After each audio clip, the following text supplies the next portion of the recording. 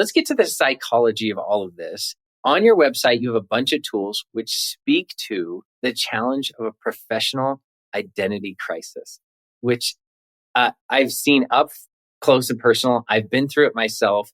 We recently went through a merger and acquisition, and at scale, I was watching people enter this thing, but no one really had words for it. You write, a professional identity crisis is when you undergo a loss of your sense of self in your work or career and don't know how to explain who you really are anymore or what you do.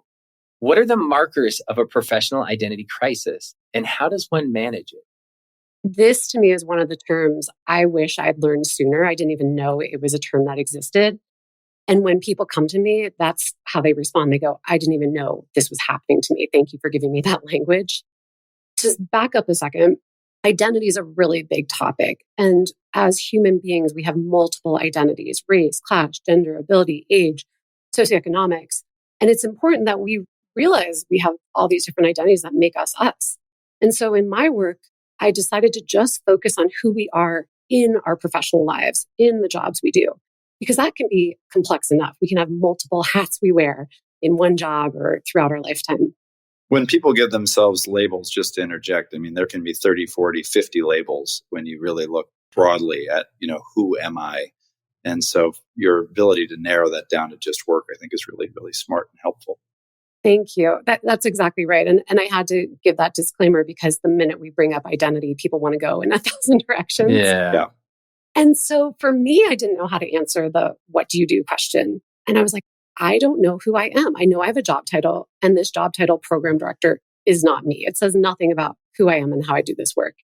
And so it was through my own crisis of lack of sense of self, of not knowing why I'm trying to go for different jobs, or I'm networking and I'm in a room and people are like, tell me about you. What do you do? And every time I'd come up with a new answer or try and be this chameleon and guess what they wanted me to say, because I was trying to make a good first impression.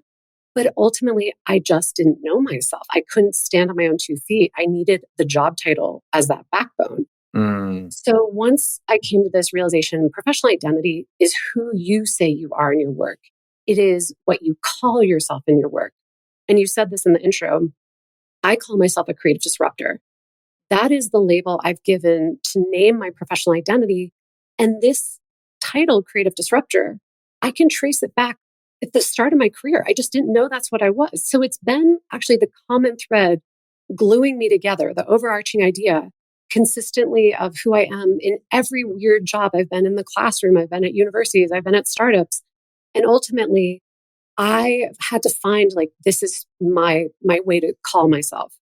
So when I meet a lot of people today, they're in a career transition, and they're usually triggered by one of these factors of why they're having a professional identity crisis. I think there's a set of external factors as well as internal factors. So external are things like you got laid off, you lost your job, maybe you had a big birthday and you're like, oh my God, I just turned 40. What's going on in my life? The internal factors can be a low sense of self-esteem or self-worth, really a lack of sense of self. You have only identified yourself the way other people have told you you are. So the first step is acknowledging, oh my God, I'm going through something like this. I don't know how to answer. What do you do? And then you can finally open that question and do the self-reflection to say, well, how do I see myself?